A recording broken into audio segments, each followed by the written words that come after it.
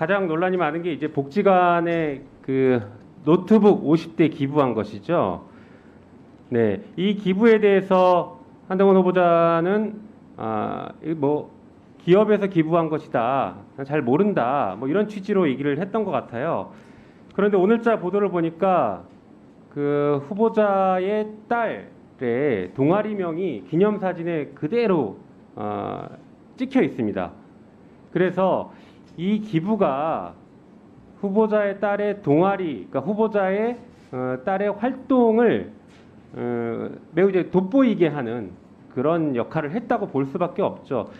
그런데 이런 그 기부 행위가 정상적인 기부 행위였냐, 갑작스럽게 기부가 된 것이냐, 여러 가지 좀 논란이 있는데 보니까 후보자의 배우자와 이 회사 임원이 같은 동문이어서 기부를 해준 것 아니냐라는 의혹이 있습니다. 이런 의혹들 같은 경우에는 경우에 따라서는 제3자 뇌물죄나 배임 증죄죄가 성립될 수 있을 것 같습니다. 이 부분에 대한 수사가 필요하지 않을까, 이미 고발도 진행됐습니다. 수사가 필요하지 않을까 생각이 됩니다. 다음 보여주시죠. 자, 3M 아까 얘기했던 그 기업은 복지관에 노트북을 기부한 기업은 3M인데 그 3M이 또 등장합니다. 해당 기업이 후원한 논문 대회에서 후보자의 딸이 금상을 수상합니다. 그런데 수상했던 논문 같은 경우에는 대필 의혹이 나오고 있는 논문이에요. 이것 역시 지금 범죄가 성립할 수 있지 않을까 싶습니다. 논문을 대필 의혹한 논문을 제출했고 그 제출한 논문을 가지고 상을 탔다. 이러면 업무방해죄 성립될 수 있지 않겠습니까? 후보자가 그동안 그토록 강조했던 공정과 정의, 상식에 비추어 보면 당연히 수사 대상이 될 것으로 보여집니다. 다음 보여주시죠. 자, 그리고 후보자의 딸이 인터뷰했던 내용 중에서는 인천시장상을 받았다라고 했는데 보니까 인천시 의회 의장상 얘기가 나오고 있죠. 그러나 이 상을 또 왜 받을 수 있었는지에 대한 공적 조서가 지금 제출이 안 돼서 그 내용을 좀 확인할 필요가 있을 것 같습니다.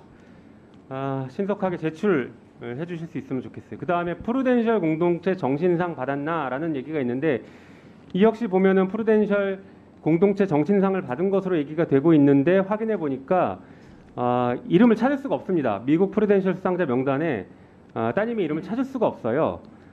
특히나 이것은 보니까 전국 중고생 자원봉사 대상 장려상이기 때문에 인터뷰에서 적시했던 프루덴셜 공동체 봉사상과 완전히 다른 상이다. 허위 인터뷰를 했다. 이런 의혹이 제기되고 있는 것입니다. 다음 보여주시죠.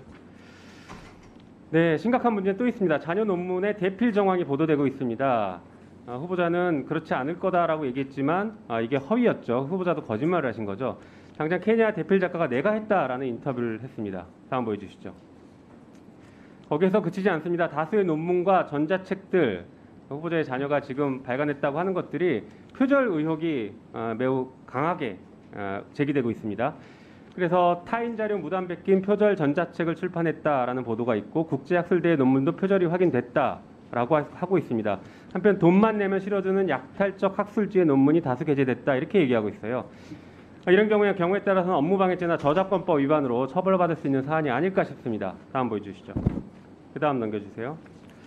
자, 이런 일들이 벌어진 시기가 참 애매합니다. 후보자가 2019년에 조국 당시 장관 후보자에 대한 수사를 지휘를 했죠. 당시 대검 반부패 부장으로서 지휘를 했는데 그 이후에 벌어진 것입니다. 후보자가 그렇게 강조하고 다른 사람의 잘못에 대해서는 그렇게 추상같이 수사하고 70군데의 압수수색까지 해가면서 수사를 했는데 그 결과 기소까지 했지 않습니까? 그런데 막상 후보자의 자녀는 그 이후에 2019년 이후인 2020년, 2021년, 2022년에 이런 일들을 벌였던 것입니다. 이게 가장 심각한 문제가 아닐까 싶습니다. 다음 보여주시죠.